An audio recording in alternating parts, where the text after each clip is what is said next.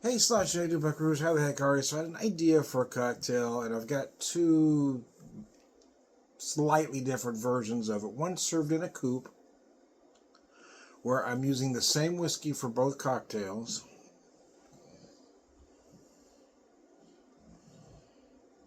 So I wanted some continuity. I'm just adding one ingredient to the second one, but it is rather crucial.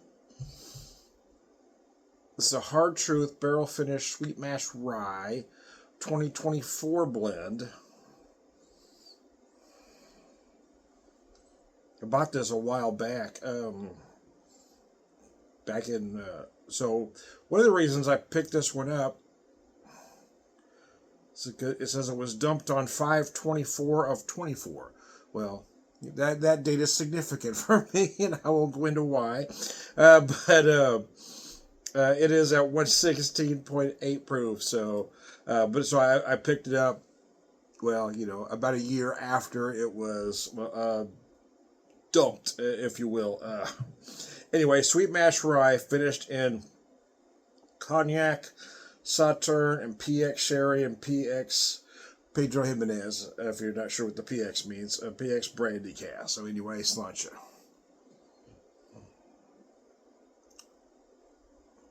So this particular cocktail has this in it. Again, using the Manhattan as a template, but it is not a Manhattan.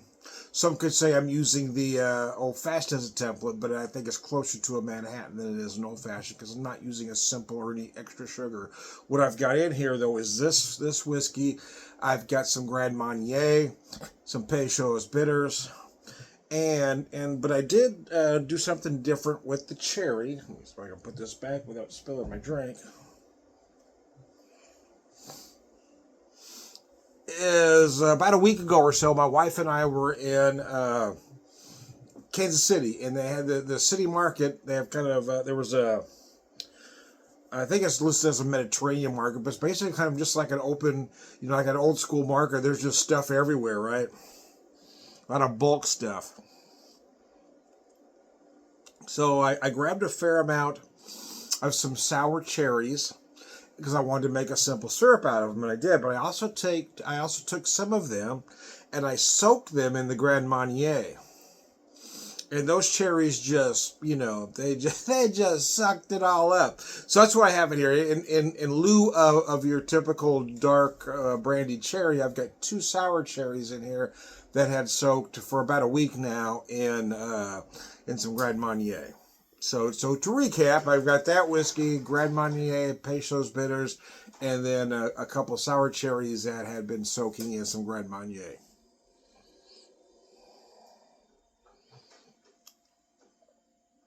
Uh, a very decadent and elegant cocktail, and quite frankly, that's kind of my home run swing. I get fancy every now and again, but quite frankly, I always go back to the three ingredient cocktail.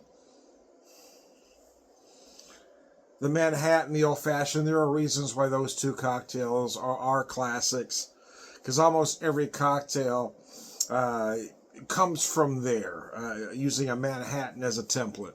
There is some argument about which cocktail came first.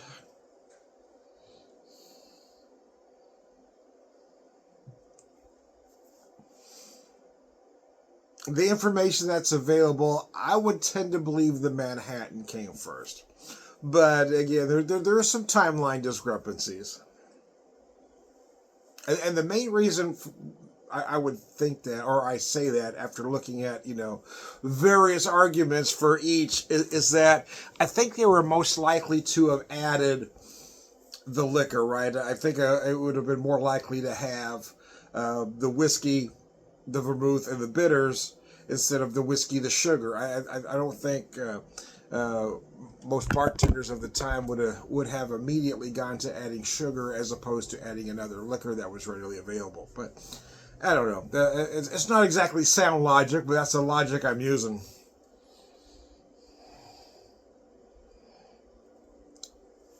The same argument can be applied to whether it was bourbon or rye in either. But here I am using the rye.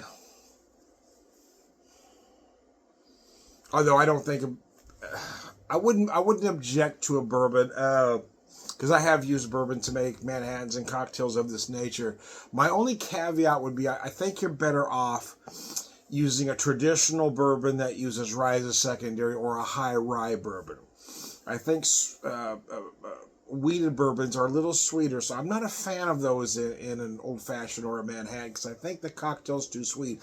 However, I will admit that it seems like the under 40s prefer that sweeter cocktail, which is why they prefer the old fashioned to the Manhattan, and they're using that wheated bourbon, which is even sweeter.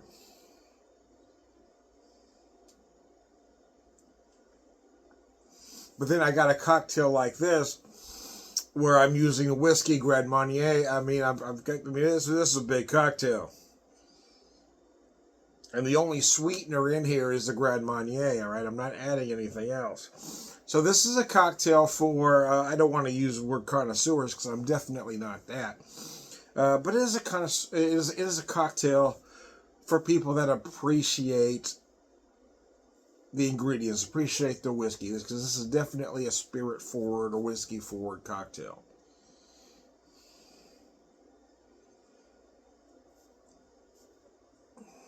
And it is absolutely delicious. And that's the thing, I guess maybe as you get older, maybe it's just me, you don't want it as sweet. Because to me, I wouldn't want a cocktail any sweeter than I got this one right now. That Grand Marnier is putting plenty of sweet in here.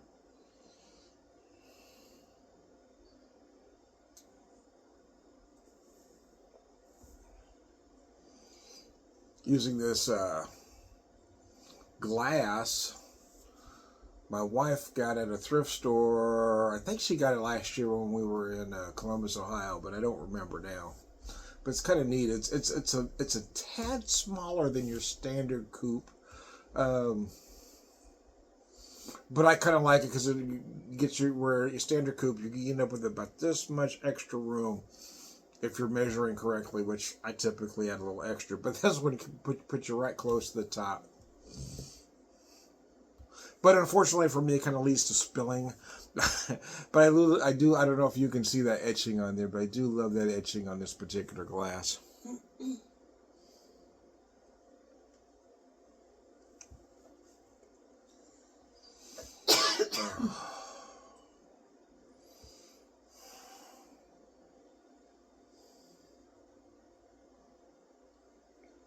All right, well, we'll finish this one up, and I will be right back with cocktail number 2 for you.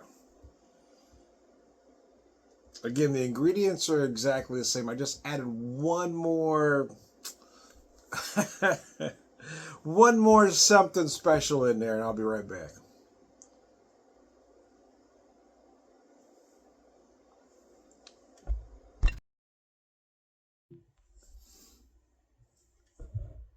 It's lunch, I do buckaroos. So, again, the same whiskey, the Hard Truth, Barrel Finish Reserve, Sweet Mash Rye. Let me show you that bottle. Grand Marnier, the Peychaud's bitters. But what I add is I've done this sort of, let's say, Sazerac style, where I did an absinthe rinse in it. But other than that, it's not a Sazerac because I didn't prepare it the same way.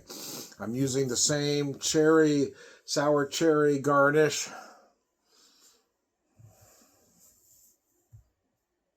But those are the ingredients. The rye, the Grand Marnier, with just a little absinthe rinse. I was kind of curious what that would do to this cocktail.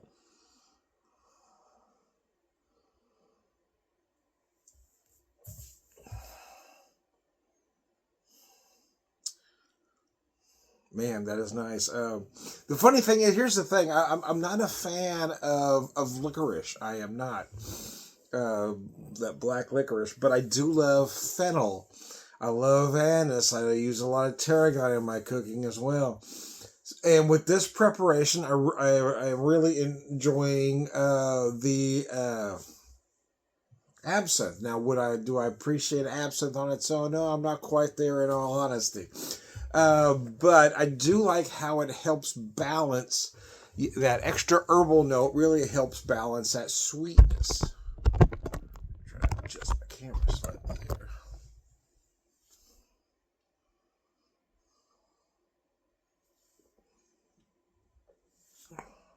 Well, that is good like that, though.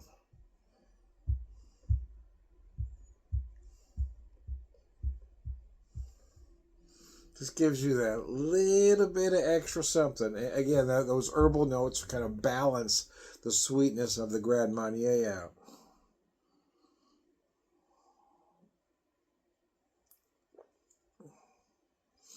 And again, it is meant to be a big spirit forward cocktail, right? It's clearly not a cocktail for those that want their cocktail to taste like fruit punch or you fruit juice or something sweet. This is a cocktail for folks that love whiskey, that love spirits, that probably drink mostly neat, but want something different every once in a while. This would be that perfect digestive cocktail, that perfect nightcap, that perfect end of the evening cocktail. You're done with everything, right? You've had the dinner, you had your before dinner cocktail, you've had your after dinner cocktail, you might have even had your dessert cocktail. Now you're home. You you just lit the fireplace, you're ready to relax, you got comfy.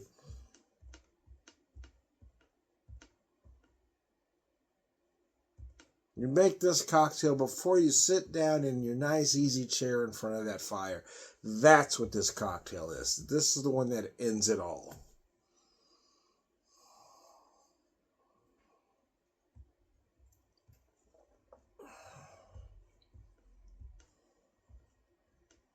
Gosh, that is delicious though. Wow.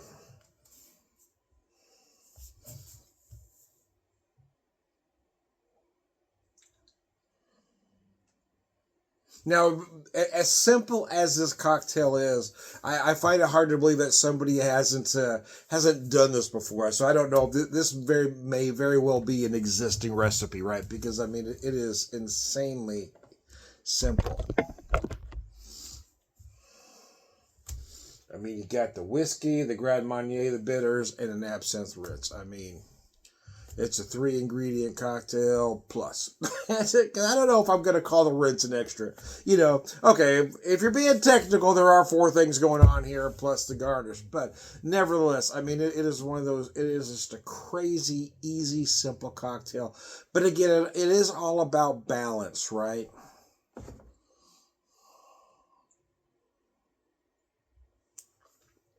It is important. It's not just the ingredients that are important. It's how you put them together, right? So any cook or chef will tell you, I'm not a chef. I'm just a guy that likes to cook. But you can give 2 people the exact same 10 ingredients, and their dishes aren't even going to resemble each other.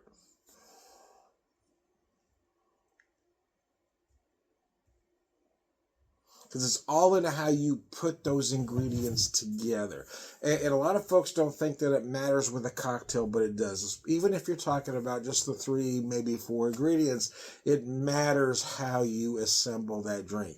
It matters the preparation.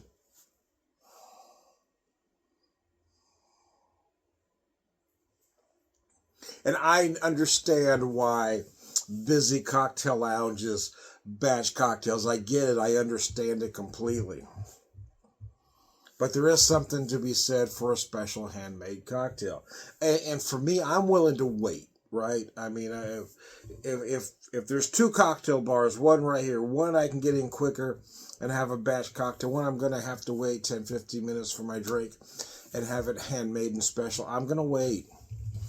Because a cocktail is worth waiting for. I may paraphrase slightly, but I think the saying goes something like, good is fast, but great takes time.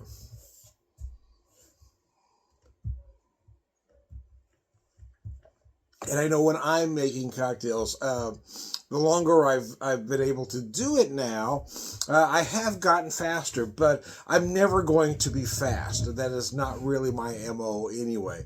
My MO is to get it right. I want to be efficient, don't get me wrong.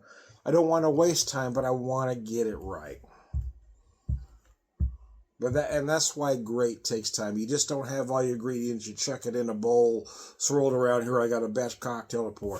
That's not the same as making a handcrafted cocktail just right. And as far as shaking and stirring goes, here are my thoughts on that matter. Some cocktails should be shaken, some stirred. I never, ever, ever shake a martini or a Manhattan. Those cocktails are always stirred. These two here are always stirred. However, I mean, there are some cocktails you must shake, especially if you're adding an egg foam. Obviously, you need to shake that cocktail.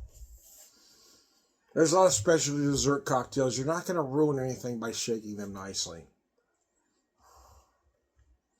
And I haven't been a bartender for an extremely long period of time. So take this advice for what it's worth. Because somebody that's been doing it a decade or maybe 2 decades may slightly disagree. But I've had to adjust things for my arthritis. Shaking cocktails isn't the easiest thing for me. It is painful.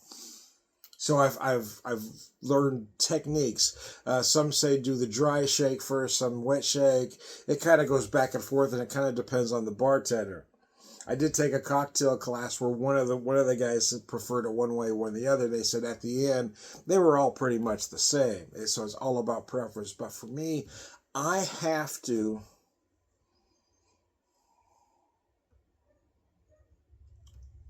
do the wet shake first. I have to get it cold first. And then if I'm adding that egg foam or adding the egg white or the aquafaba, I do the dry shake without the ice. And the other thing I've learned is that a lot of bartenders, I've heard a lot of disagreement even locally about how long you should shake what. Some will say 15 seconds, some 30 seconds. I've even heard a minute. I'd say just to get it cold, 15 to 30 seconds. But what I've also learned, especially if you're using the aquafaba, is that you can undershake, but you can't overshake. So when I'm shaking to get cold, it's usually about 15, 20 seconds. But when I'm shaking to get that foam, I will shake 30 seconds plus. And for me, anyway, again, I've only been doing this a short time. I know I'm old, but I've only been doing this professionally a short time, let me say that. The movement is different.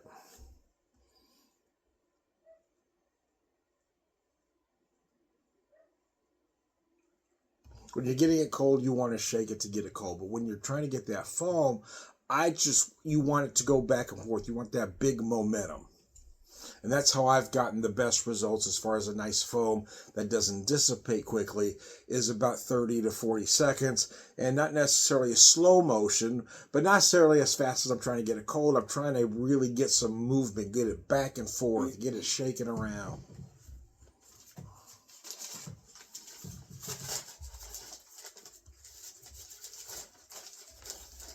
I will tell you, I've never loved the job as much as I love being a bartender, but I will say also it's partly because of the place that I work at. I don't have a lot of the issues that a lot of places have. We've got a very nice clientele. We don't really have that get drunk clientele, and we don't have a pretentious clientele. I like to do a drink like this, which some may say is slightly pretentious, but I don't. But I want to serve it in a non-pretentious manner, if that makes sense to anybody but me. There we go. I do love this one, so I like both cocktails. Which one do I like better? That's interesting. I think marketing wise, without the absinthe would probably sell more.